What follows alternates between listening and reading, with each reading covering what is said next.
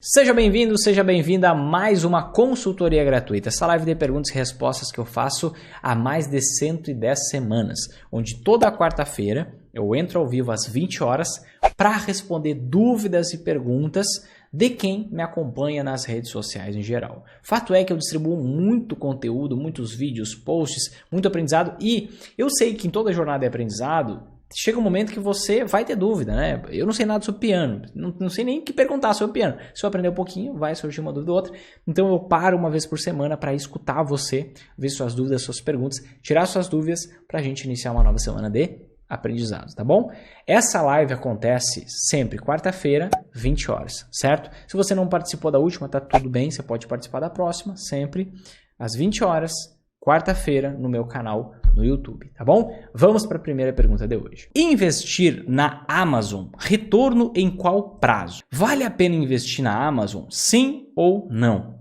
Você vai precisar fazer uma análise, tá? Se eu for parar para analisar, eu estou olhando alguns indicadores aqui na minha tela, estou usando para isso, até vou mostrar para você aqui na minha tela, estou usando para isso o Status Invest, tá? No Status Invest, eu consigo parar aqui e fazer dar uma olhadinha, não consigo fazer uma análise completa. Mas olhando aqui eu já consigo ver alguns indicadores. Eu vejo que a empresa tem dívida negativa, dívida líquida negativa, ou seja, ela tem mais dinheiro em caixa do que dívida para pagar. Eu vejo que é uma empresa que tem uma rentabilidade legal, só a margem dela não é das mais altas, então é uma empresa que tende a sofrer em momentos de crise. E além disso, o preço dela está bem alto. Se eu olhar alguns indicadores de preço aqui, eu vejo que o preço dela está bem alto. Então, já existe uma forte expectativa de que o lucro da empresa vá subir com o passar do tempo. Será que essa é uma boa ideia? Poxa, Vinícius, mas para olhar um pouquinho quanto cresceu o lucro da Amazon nos últimos anos, ó, 2016, 17, 18, 19, 2020... Como é que você acha que esse negócio não vai crescer? Como é que você acha que isso aqui não é um bom negócio? E aqui vem um grande ponto, aqui vem uma grande verdade. A gente olha para a Amazon e vê o seguinte cenário. Ela cresceu o lucro pra caramba nos últimos anos. Será que ela não vai continuar crescendo? O cenário era benéfico, o cenário era positivo, principalmente porque a taxa de juros nos Estados Unidos estava super baixa. Talvez vocês tenham visto, talvez não, mas hoje, a taxa de juros americana subiu novamente e subiu 0,75% de novo. A gente veio de uma consequência de aumento da taxa de juros dos Estados Unidos. Aumentou 0,25%, depois aumentou 0,5%, depois 0,75% e agora 0,75% de novo. Isso significa que o custo dos empréstimos, dos financiamentos está muito mais alto lá fora. E por que isso está acontecendo? Porque a inflação está galopante. Então olha o cenário. Nos Estados Unidos e no mundo, você pode dizer assim, mas a Amazon vende para todo mundo. Nos Estados Unidos e no mundo, a gente enxerga o quê? Inflação alta. As pessoas estão com menos poder de compra. Elas recebem uma certa quantidade de dinheiro e conseguem comprar menos coisas porque as coisas estão subindo de preço de forma muito veloz. Tá bom? E o que acontece? Se antes o cenário era benéfico, positivo, para o aumento no lucro da Amazon por conta do aumento nas vendas, agora o cenário é o oposto. O cenário é o contrário. O cenário é justamente uma perspectiva natural de diminuição nas vendas e diminuição nos lucros. Por quê? Porque o mundo inteiro está com inflação alta. Inflação alta tira o poder de compra das pessoas. Em resposta a isso, os bancos centrais elevam as taxas de juros. Isso aumenta as taxas de juros dos empréstimos, dos financiamentos, de absolutamente tudo. Isso gera, inclusive, ondas de demissões que já começou há bastante tempo, mas já estão acontecendo no mundo inteiro. Isso faz com que menos gente tenha dinheiro no bolso. Menos gente com dinheiro no bolso é menos gente comprando da Amazon é menos lucro. Então, Vinícius Marinho, não me sinto confortável em olhar para essa ação aqui com esses indicadores de preço. Aí você vai ter que ter um conhecimento sobre os indicadores de preço e olhar para isso aqui e dizer, poxa, vale a pena, eu tenho margem de segurança investindo nessa ação. Na verdade, eu não tenho margem de segurança nenhuma. Na verdade, eu gostaria, as ações já caíram. Vamos ver quanto que elas caíram desde o topo. As ações já caíram 38%. 38% desde o topo lá no meio de 2021. E pode ser que caiam mais. Tá? O que eu gostaria de ver aqui? Eu gostaria de ver, na hora que eu fosse investir numa ação, eu gostaria de analisar os indicadores de preço e veio que essa empresa estava subprecificada. O que significa subprecificada? Significa que não existe indicadores de preço me dizendo que os investidores eles creem que o lucro vai aumentar. Mas que digam assim, ó, os investidores não creem que o lucro dessa empresa vai subir. Os investidores creem, por meio dos indicadores, a gente consegue analisar isso, creem que essa empresa vai diminuir o seu lucro. Como que seria um cenário? Seria um cenário diferente desse. Por exemplo, aqui, ó, quando você investe nas ações da Amazon, você está pagando um PVP de 9,19. O que significa? O valor do patrimônio da Amazon é X, digamos que seja 1. Você está pagando 9 vezes esse valor do patrimônio. O que pode fazer sentido porque é uma empresa mais ligada à tecnologia. Então, ela vende muito, só que ela não tem tantos custos assim. Então, isso aqui seria até aceitável se, e somente se, esse indicador estivesse mais baixo. O PL, ele me diz o seguinte, ó. Ele me diz quantos anos vai levar para a empresa retornar para mim, que vou comprar a ação a esse preço de hoje, na forma de lucro, o valor que eu paguei pela ação. Quando eu olho esse PL de 57,48, eu vejo que vai demorar 57 anos e meio para, mantendo o lucro da Amazon constante, e a gente já conversou aqui que é normal que o lucro caia, por conta do novo cenário de taxa de juros, da inflação nos Estados Unidos e no mundo inteiro, que ela exporta para o mundo inteiro, é natural que o lucro caia. Aqui, se o lucro se mantiver constante, vai levar 57 anos e meio para aquele valor que eu paguei por cada uma das ações da Amazon voltar para mim na forma de lucro. Olha que louco. 57 anos. Você quer esperar 57 anos para empatar? Não faz muito sentido. Outra forma que eu posso analisar isso é olhando um indicador chamado LP, que é o contrário do PL. Que é eu pegar o quê? Uma forma simples de eu fazer isso é dividir 1 dividido por 57,48. Aqui eu chego no LP. O que o LP me diz? O LP é como se fosse um cálculo de um aluguel. Imagina que você está calculando quanto que você recebe do aluguel de uma casa. Então, digamos que você tem uma casa que o preço da casa é 500 mil reais, tá? E você aluga essa casa por, sei lá, deixa eu pensar aqui, 25 mil reais por ano. 25 mil reais por ano, tá? Você divide em 12 meses, você vai ver quanto que dá aí mais ou menos, tá? 25 mil reais por ano. Então, o que seria o LP? Seria o 25 mil, o lucro que eu tenho alugando a casa, dividido por 500 mil, que é o preço da casa. Então, o lucro dividido pelo preço. Eu cheguei numa resposta que o LP é 0,05. O que isso significa? Que eu tenho 5% de lucro frente àquele patrimônio investido. Então, se eu tenho uma casa de 500 mil, eu recebo 25 mil reais de aluguel, eu tenho 5% de lucro. Por quê? 25 mil é 5% de 500 mil. Concorda comigo? Maravilha. E aí, como que eu vou saber se isso é um bom investimento ou não? Eu vou comparar com a rentabilidade de outros investimentos. Vou comparar com a renda fixa, vou comparar com a minha rentabilidade média, da forma que eu invisto, com a rentabilidade média da Magar, da carteira de investimentos, que faz qualquer pessoa lucrar nas altas casas da bolsa. Vou comparar com outras possibilidades. E aí, o que acontece? Quando eu calculo o LP da Amazon, eu faço 1 dividido por 57,48, ou eu poderia pegar qual é o lucro da Amazon, dividir pelo valor de mercado da Amazon e chegaria no mesmo lugar. Eu enxergo que a resposta aqui para mim é 0,017. O que isso significa? Que o lucro, se a Amazon mantiver o seu lucro constante, e é normal que caia o lucro, se ela mantiver o lucro constante, eu estou tendo 1,73% de lucro frente ao valor investido. Quando eu vejo 1,7% de lucro frente ao valor investido, e eu comparo, por exemplo, com o rendimento do Tesouro Americano, que é extremamente baixo, hoje o rendimento do Tesouro Americano já está maior, com esse aumento na taxa de juros dos Estados Unidos. Hoje já está maior. E aí eu penso, não faz sentido. Mas por que o preço da ação está esse? Porque os investidores acreditam que o lucro vai subir. Se o lucro subir, essa relação do LP fica mais favorável. O indicador do PL fica mais favorável. O PL cai e o LP sobe. Então, é por isso que eu digo que os investidores, eles creem que o lucro da Amazon vai subir. Mas não faz muito sentido, principalmente frente ao cenário que a gente está encontrando na economia mundial e na economia americana. Então, eu, Vinícius Marinho, não estou investindo em Amazon, não considero que seja interessante investir, tendo em vista indicadores e fundamentos claros, eu não tenho margem de segurança nessa ação. Vinícius, quer dizer que a ação não vai subir? Não. A ação pode subir. A diferença é que eu não tenho margem de segurança aqui. Quando que eu tenho margem de segurança? Quando eu pego uma empresa redondinha, lucrativa, como a Amazon, pouca dívida, talvez dívida negativa, e além disso é barata. Porque aí eu pago barato por algo que tem muito valor. No caso da Amazon, ela tem muito valor, só que ela tem muito preço também.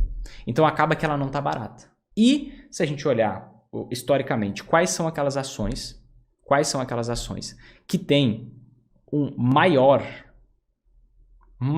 retorno no longo prazo, são justamente aquelas ações baratas de empresas rentáveis e pouco endividadas. Tá bom? Então, eu não estou investindo em Amazon. Deixa eu ver qual era a pergunta só para eu responder objetivamente aqui.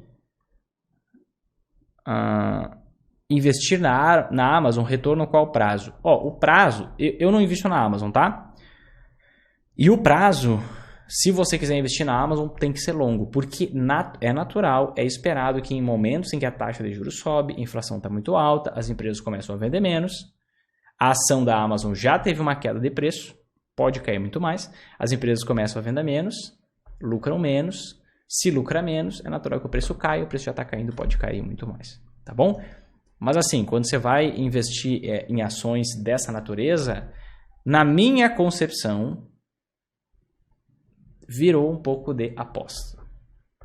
Porque você precisa que o lucro da empresa suba para fazer sentido o seu investimento. Senão, uma hora ou outra vai acontecer como Nubank, vai acontecer como Magazine Luiza, vai acontecer como Banco Inter.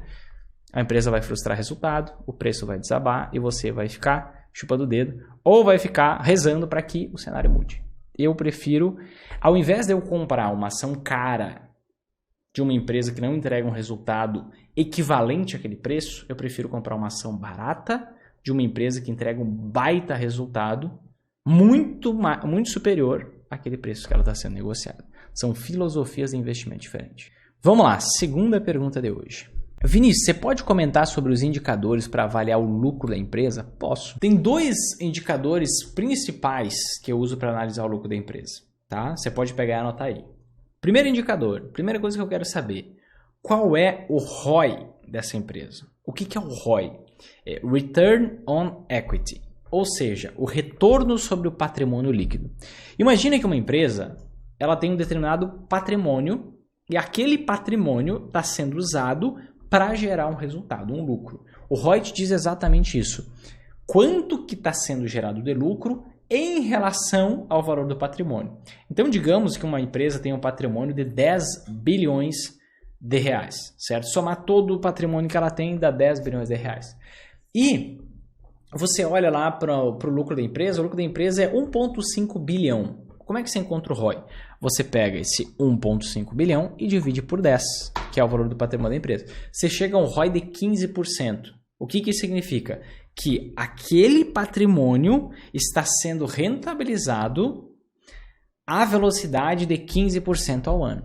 E aí você pega esses 15% e aí você compara com quanto está rendendo a renda fixa, você compara com quanto está rendendo outras alternativas de investimento, e aí você vai ver, poxa, faz sentido eu investir nesse negócio. Claro que não é uma análise nua e crua. Por quê? Se o preço da ação estiver muito baixo, uma empresa pode ter um ROI de 3% que vale a pena investir. É um contexto à análise, mas de uma forma geral, eu vou analisar o ROI, eu vou analisar a velocidade da rentabilização daquele patrimônio.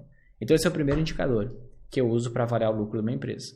Segundo indicador que eu uso para analisar o lucro de uma empresa. Tá? Não vou falar 2, vou falar 4 aqui. Segundo indicador é chamado de margem líquida. O que é a margem líquida? A margem líquida é quanto que sobra de lucro líquido no final de tudo, de pagar todos os funcionários, pagar imposto, pagar despesa com dívida, pagar tudo. Quanto que sobra de forma líquida frente ao volume de vendas que a empresa tem. Frente à receita líquida, é o termo técnico. A receita líquida da empresa. Imagina que uma empresa tem um faturamento lá de, vou dar um exemplo aqui, de 5 bilhões. Tá? E a empresa ela tem um lucro lá no fim das contas de 200 milhões. Então ela vendeu 5 bi e tem um lucro de 200 milhões. Isso vai... Como que eu encontro a margem líquida? 200 milhões dividido por 5 bilhões. eu vou chegar que a margem líquida dessa empresa é 4%. Então, ela vende por um certo valor seus produtos, tem todos os custos de despesas, depois de todos os custos de despesas sobra apenas 4% para a empresa. Eu considero essa uma margem líquida muito baixa. Eu não gosto de empresas que têm, por exemplo, esse nível de margem líquida. Por quê? Qualquer crise que faça o lucro da empresa cair já pode fazer com que ela comece a dar prejuízo. Então, além de eu verificar como que está a rentabilização do patrimônio da empresa, anota isso, gente, tá? Ó, live minha não é enrolação, é conteúdo profundo. Então, olha só, você está vendo aqui. Além de eu verificar a que velocidade está sendo rentabilizado o patrimônio da empresa, eu preciso verificar também se na próxima crise, ou nessa crise ainda que a gente está vivendo, a empresa não vai começar a dar prejuízo com uma obviedade gigantesca. Se uma empresa trabalha e tem margens mais altas, ela pode até ser penalizada por conta de uma mudança no comportamento das pessoas que vão comprar menos aqueles produtos e tudo mais, mas a margem de lucro dela vai cair. Porque ela pode não, ó, uma estratégia, ela pode não aumentar o preço, e os custos dela de matéria-prima vão estar aumentando. Então ela diminui a margem, ela tem espaço, ela tem gordura para diminuir a margem e mesmo assim dá lucro. Uma empresa que tem uma margem muito baixa, o que acontece? Supermercado, posto de combustível, distribuidor de combustível, é característica. Varejo é característica. Vende pra caramba, só que tem uma margem muito baixa. Em momentos de crise, as ações desabam. O que você viu acontecendo com o Magazine Luiza? O que você viu acontecendo com as ações do varejo? Via Varejo? Desabando. Por quê? Começou uma crise pequena, à medida que aprofunda, a ação desaba. 50%, 60%, 70%, 80%. Então eu olho para a margem desse negócio. Com a margem desse negócio. Tá? Outra coisa que eu olho na hora de analisar a rentabilidade de uma empresa.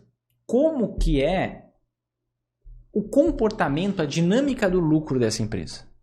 Ela é um reloginho, ela dá lucro ano após ano, ela se beneficia de momentos de crise, ela não se beneficia. A que velocidade cresce esse lucro com o passar do tempo? E aí eu analiso o histórico, para eu ver se não é. Algumas vezes você vê uma empresa, poxa, está com os indicadores bonitinhos, mas é só o ano passado que ela deu um lucro muito diferente do normal, então eu não posso confiar que a empresa vai passar esse novo patamar de lucro para sempre. Eu gosto de ver o comportamento, principalmente em momentos de crise e tudo mais. E um quarto fator para você analisar a rentabilidade, o lucro de uma empresa, é você olhar de onde que vem esse bendito lucro. É por isso que eu digo, poxa, eu achei que era mais fácil. Não, é simples o processo, mas também não é superficial. É por isso que tanta gente perde dinheiro na bolsa, não tem conhecimento disso. Você tem que ver de onde é que vem o lucro. Por quê? Olha só. Digamos que você vá lá e invista nas ações de uma empresa só porque ela tem um lucro alto. Mas, de onde que veio esse lucro? Veio da operação da empresa, da atividade fim dela. Por exemplo, uma empresa de vestuário, ela vende vestuário. Só que ela também, talvez, tenha comprado um terreno porque ela ia construir uma outra fábrica, mas ela desistiu. E vendeu esse terreno 10 anos depois e teve um lucro gigantesco. E o lucro gigantesco veio de onde? Da venda do terreno, não da atividade fim. Talvez ela esteja dando prejuízo no negócio dela. Só que no outro ano, daqui 3 anos, daqui 4 anos, ela não tem outro terreno para vender. E aí ela vai passar a não dar mais lucro. Só que eu olhei aquele lucro que estava sujo. Eu chamo de lucro sujo, tá? Você tem vários termos técnicos para isso, mas eu não quero te passar tecnicidade antes da hora certa. Eu quero fazer com que você entenda. Depois você vai entender as questões mais técnicas. Então, de onde que vem esse lucro? Vem da operação ou não? Eu preciso saber disso. Se não vem da operação, não é um lucro recorrente. Em geral, pode ter exceções. Mas em geral não é um lucro recorrente. Então não é um lucro confiável. Então o lucro da empresa está sujo. Então eu tenho que ver se o lucro vem da operação ou não. Se o lucro vem da operação, ok. Se o lucro não vem da operação, aí eu estou entrando numa excelente armadilha. Uma armadilha porque eu acho que o lucro da empresa é bom, mas não é. O lucro da empresa é ruim. Ela só deu um lucro porque ela vendeu, por exemplo, um terreno e teve lucro com a venda do terreno, só que ela não tem o terreno para vender. E aí o lucro da empresa vai ser ruim com o passar dos anos e eu caí numa armadilha. Esses são os quatro indicadores para você analisar na hora de ver a lucratividade, o lucro, a rentabilidade de uma empresa. ROI, margem líquida, de onde vem o lucro e a dinâmica desse lucro com o passar do tempo e, claro, contextualizando com o restante da análise. Eu não posso cravar assim que, poxa, esse indicador, tudo é um contexto. Como aportar mensalmente no Tesouro Direto se os títulos têm prazo de vencimento? Muito simples, tá? Você vai aportar, primeiro você tem que escolher que título você quer, tá? Eu vou te dizer um título que eu invisto. Eu invisto num chamado Tesouro IPCA+ 2035. É um dos que eu mais gosto do Tesouro Direto. Nesse Tesouro IPCA+ 2035, a data de vencimento, o prazo de validade dele é 2035. Se o prazo de validade dele, se a data de vencimento dele é 2035, estamos bem longe de 2035. Então não precisa me preocupar com a data de vencimento. Se você quiser investir em títulos curtos, com uma data de vencimento mais próxima, com prazo menor, o que vai acontecer? No momento, em algum determinado momento, geralmente cerca de 2 anos antes de chegar a data do vencimento, o Tesouro Nacional, que é o órgão do governo que gerencia o Tesouro Direto, ele vai trocar os títulos disponíveis. Então você vai aportar no título disponível. Digamos que você esteja investindo agora, tá, no Tesouro Prefixado, tá, 2025. E aí, o que acontece? Em algum momento, o 2025 vai sumir. Provavelmente, em 2023, em meados de 2023, o Tesouro Prefixado 2025 vai sumir, vai surgir o 27 ou o 26, depende do planejamento da dívida do governo. E aí você vai aportar naquele que você quiser. Vai substituir. O seu dinheiro que já está investido já está lá. Zero estresse, 12/8, tudo tranquilo. Vai continuar investindo naquele título lá que você investiu. Agora, os novos aportes você faz num outro título. Simples assim. Ó, Vinícius, vale a pena, por longo prazo, investir em tech stocks ou value stocks, ou seja, ações americanas de tecnologia ou ações americanas de valor? O que seriam ações americanas de valor? Tecnologia você sabe, né? De valor seria basicamente aquelas ações depreciadas, ações baratas, tá? Ou quem sabe fazer um misto dos dois, imitando o mercado neutro. Sabe o que mais vale a pena de forma comprovada? De forma comprovada, investindo no exterior, é você montar sua Magari Internacional. Eu mostro dentro do programa Investidor Sempre em Alta, no módulo extra Internacionalizar, que o rendimento da Magari Internacional, e eu mostro uma janela temporal de 50 anos, você pode fatiar em períodos de tempo, em todos os períodos de tempo, que faça sentido você fazer uma análise, obviamente, né? Você consegue enxergar que a Magari Internacional rende muito melhor do que você investir apenas em ações americanas. Então você investe em ações e em ações lá fora também. E aí você pode analisar e você pode ver o que você prefere. Tem um pouco de cada um pouco de tecnologia, um pouco de valor. Fazer um misto vai ser meio ao seu gosto. Meio ao seu gosto. O que eu consigo te dizer? As ações de tecnologia, elas explodem mais, mas elas também caem mais. Então, as ações de valor, elas têm um melhor histórico de relação risco-retorno e de rentabilidade no longo prazo.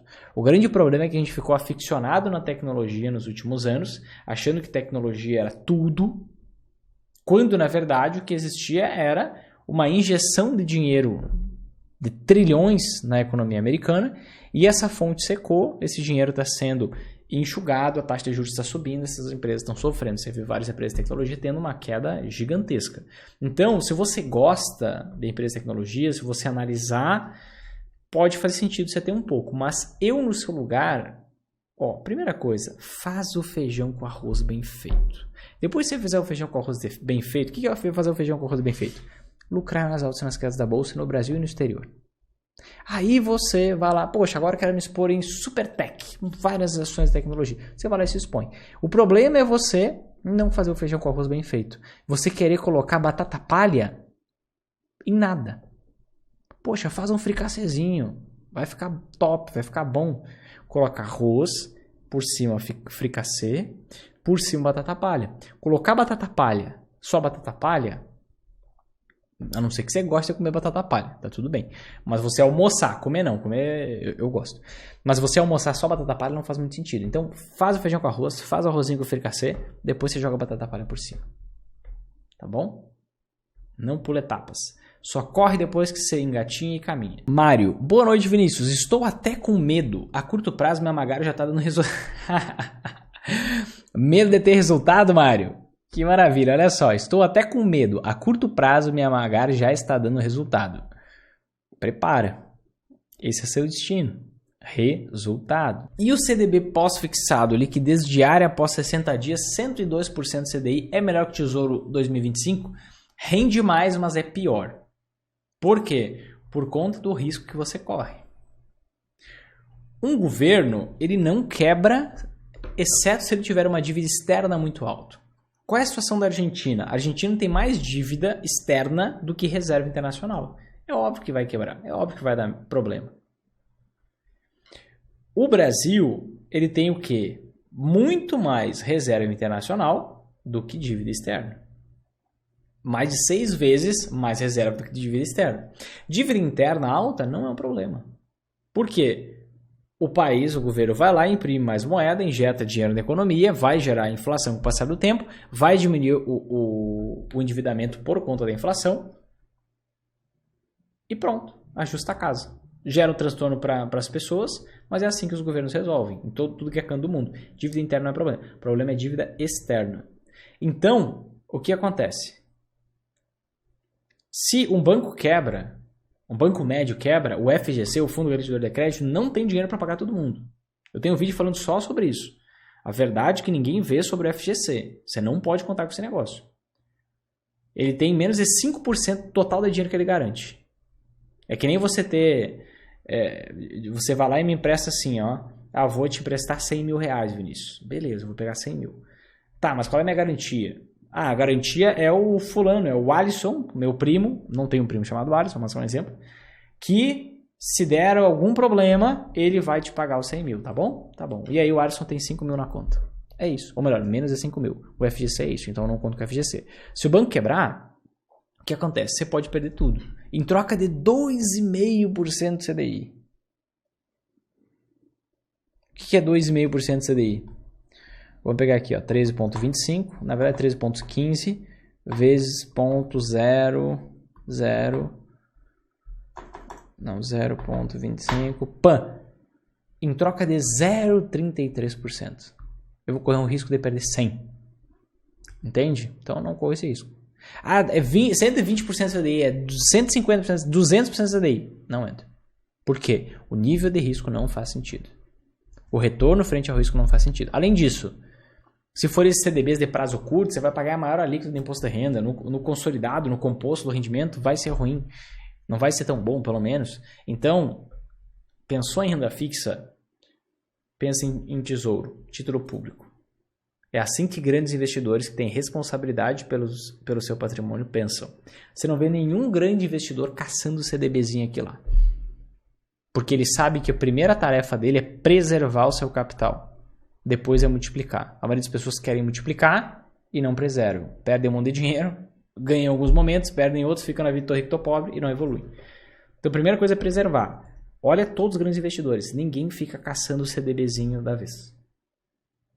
É muito mais provável você chegar no patamar deles seguindo os passos deles. Tá? Então, sempre é melhor tesouro. Produtos bancários, jamais. Essa é a minha filosofia, tá? Vinícius, uma alta volatilidade pode atrapalhar o rendimento de uma carteira de investimentos? Pode, com certeza, tá? Inclusive, dentro do programa Investidor Sempre em Alta, tem várias carteiras de investimento modelo. E existem carteiras que você tem mais volatilidade, tem um rendimento maior. Só que se a volatilidade aumentar muito, se você tiver muitas ações frente ao que você tem anti-ações, a rentabilidade começa a piorar. Então existe um ponto ótimo de volatilidade e depois começa a atrapalhar. Existe um ponto que quanto mais cresce a volatilidade, mais cresce o rendimento e depois, quanto maior a volatilidade, menor fica caindo o rendimento. Então existe um ponto ótimo e depende das escolhas que você fizer. Vinícius, me diz o ponto ótimo, é quanto por cento aqui, quanto lá? Depende das escolhas que você fizer no meio do caminho. Não tem uma fórmula mágica. Investimento é um pouco mais que isso. Mas pode atrapalhar. Existe um nível. E aí esse nível que você encontra se você quer ter o máximo de rentabilidade possível, aceitando mais volatilidade, ou talvez você queira menos volatilidade. Quem sabe investir e seguir a Magar, por exemplo, que em nenhum ano da história rendeu negativo, todo ano rendeu positivo, só que aí você não vai ter a melhor rentabilidade possível. E tá tudo bem. Tem que respeitar o seu perfil. Commodities em geral podem proteger a carteira da inflação? Isso realmente tem histórico? Olha, vamos lá. O que vai proteger a tua carteira da inflação é a tua carteira, não é um ativo ou outro. O grande problema é você ficar buscando o ativo mágico que vai resolver seus problemas. Não há. Você precisa montar uma estrutura de investimentos. Uma estrutura, por exemplo, chamada Magar. A Magar é a carteira de investimentos do investidor sempre em alta. Ponto. E aí o que acontece? Você cria essa estrutura para que ela te entregue uma rentabilidade média acima da inflação. Mas não é o ouro, a prata, commodities. Não. É uma estrutura. Pode ser o ouro, a prata, commodities agora. Agora. E depois? O que vai acontecer? E se a inflação cair, você vai deixar de ter rentabilidade? Então você precisa montar uma estrutura que te faça ter um resultado consistente. Ao invés de buscar o ativo mágico que vai te proteger da inflação, você investe só ali e fica o resto da vida investindo só ali, tá bom. Entende? Então foca na estrutura, não no ativo mágico. O ativo mágico não existe. Não existe. O que você pode ver é, em períodos inflacionários, esse investimento ele se valorizou em todos os períodos inflacionários da história. Aí você pode investir com esse foco, mas tem que estar dentro de uma estrutura. Dentro da estrutura. Eu jamais investiria somente em ouro, somente em prata, somente em commodities para proteger a carteira da inflação. Eu sei que tem muita gente que fala essa bobagem por aí, mas eu jamais faria isso, óbvio. Por quê? Porque eu preciso estar preparado não somente para as altas nem para as quedas da bolsa. Tem que estar preparado para as altas e para as quedas. Para períodos superinflacionários e para períodos deflacionários. Com inflação negativa e com inflação baixa. Quem disse que a inflação vai continuar alta? Pode ser que caia. E aí, você vai continuar lucrando ou você se preparou só para os períodos hiperinflacionários? Você entende? Priscila, terei muito prejuízo se resgatar o IPCA mais 2026 antes do prazo? Por exemplo, em 2025? Depende, Priscila. Como o prazo ele é bem curto em relação à data do seu resgate, não vai ter muita oscilação, não. Você pode ter mais lucro do que esperado ou pode ter menos lucro do que esperado. Investindo hoje para ter prejuízo lá na frente, só se a economia for para o buraco. Tá? Mas você vai ter bem pouca oscilação na hora do resgate, embora possa ter. Provavelmente, se investir agora, ou vai ter um lucro um pouco acima do esperado, um pouco acima da taxa de rentabilidade que aparece hoje para você investir, ou vai ser um pouco abaixo. Rafael Pereira, estou com o Mário. A curto prazo é muito preocupante. Tenho mais de 5% de rentabilidade na renda variável. Impressionante e quase inacreditável. Que maravilha, gente. Fiz o programa na turma 17. Estou na renda variável faz uns 40 dias. Mário, Rafael, parabéns. É só o começo. O resultado, e vocês estão vendo. Eu falo e muita gente não acredita.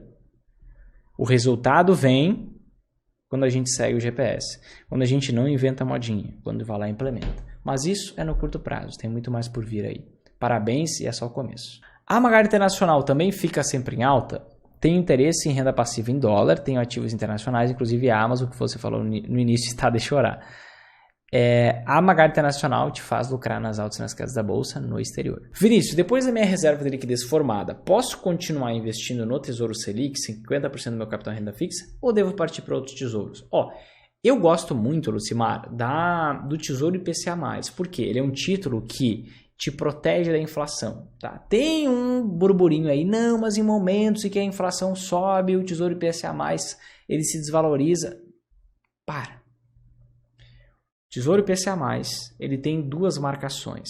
Marcação do preço na curva e a mercado. Se você investe como investidor sempre alto, você sabe do que eu estou falando. Marcação na curva é o que? Se você vai manter esse dinheiro investido até a data do vencimento, até o prazo de validade do título. Se você fizer isso, você vai receber a inflação de cada ano, independente de quanto seja, 50%, 2%, 7%, mais um determinado percentual, que hoje está na casa dos 6 e pouco por cento. Então você vai ter um ganho real acima da inflação.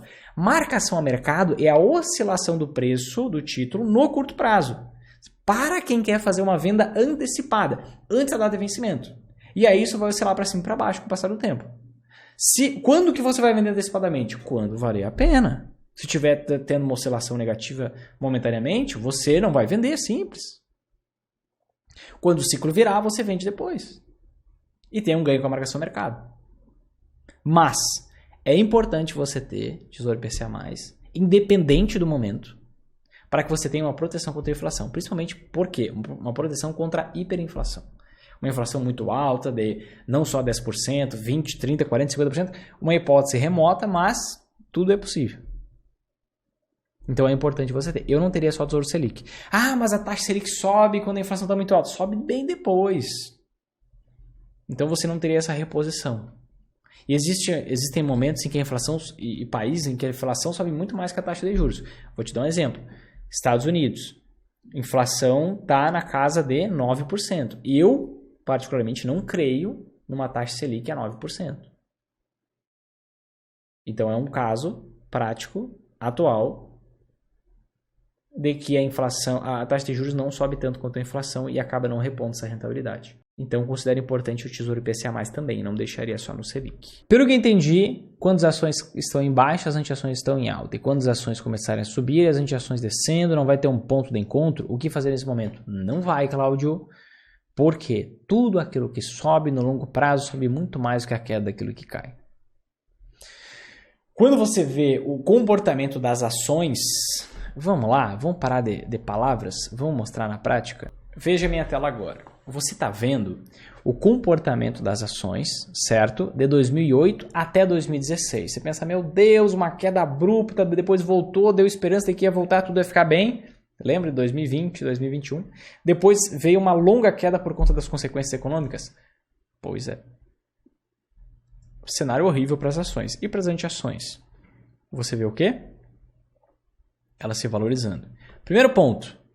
Enquanto as ações estavam se desvalorizando 46%, 47%, as anti-ações subiam 150%, 240% aproximadamente. Tá? Primeiro ponto. No longo prazo. Se você olhar para o curto prazo, aqui você vê ações e dólar caindo juntos. Normal. Se você quer curto prazo, você tem que ficar na renda fixa. Então você vê a boca do jacaré abrindo. A partir de um certo momento, um certo período de tempo, você vê a boca do jacaré abrindo. O que é isso? As ações têm um freio, porque o limite máximo de queda é 100%, só que aquilo que está subindo não tem um máximo de alta. Então aquilo vai subir muito mais do que aquilo que está caindo. Num período, só que você falou do ponto de encontro, né? Vamos lembrar que a gente teve um período anterior a esse, onde as ações estavam subindo e as anti-ações estavam caindo. E aí nesse período o que aconteceu? Vamos pegar aqui, Você viu as ações subindo 600%. O ouro, por conta de uma dinâmica internacional, estava subindo nesse mesmo período, tá? 50%. Mas o dólar, que é a anti-ação clássica, estava caindo 40%. Então você vê, aquilo que sobe muito mais do que a queda daquilo que cai. Ah, Vinícius, mas aqui os dois estavam caindo junto. Pois é, gente, é curto prazo. Se você quer focar no curto prazo, você fica na renda fixa. Ponto. Logo, passou um tempinho, você já viu a boca do jacaré abrindo. E aí, com o passar do tempo, você vai fazer rebalanceamentos, que é fazer o reajuste desse processo. E com isso, você vai estar sempre vendendo o que está subindo ou comprando o que está caindo. Vende o que está dando lucro, coloca esse lucro no bolso, pega esse lucro, compra mais do que está em promoção, porque depois de uma queda sempre vem uma alta, depois de uma alta sempre vem uma queda e assim por diante, porque os mercados são cíclicos. Simples assim. Então você não vai ficar no 0 a 0. Você vai fazer os rebalanceamentos, tudo aquilo que sobe sempre, no longo prazo sempre sobe mais do que aquilo que cai, e pronto. Resolvido o seu problema. Certo, gente? Se você gostou desse vídeo, se fez sentido para você, faz o seguinte agora. Aqui embaixo tem um botão de gostei. Clica nesse botão de gostei. E também tem um botão para você se inscrever no canal, ativar o sininho, para você receber a notificação de todos os vídeos que a gente posta diariamente e você conseguir cada vez chegar mais perto de lucrar nas altas e nas quedas da bolsa, tá bom? Aproveita também e compartilha com seus amigos, pessoas que você quer que lucre nas altas e nas quedas da bolsa com você. A gente tem muita gente para ajudar nesse Brasil e mundo afora, porque a gente tem alunos, graças a Deus, em 14 países hoje, se não me falha a memória, tá bom? Faz esse processo, é isso, te vejo no próximo vídeo, um forte abraço e até mais.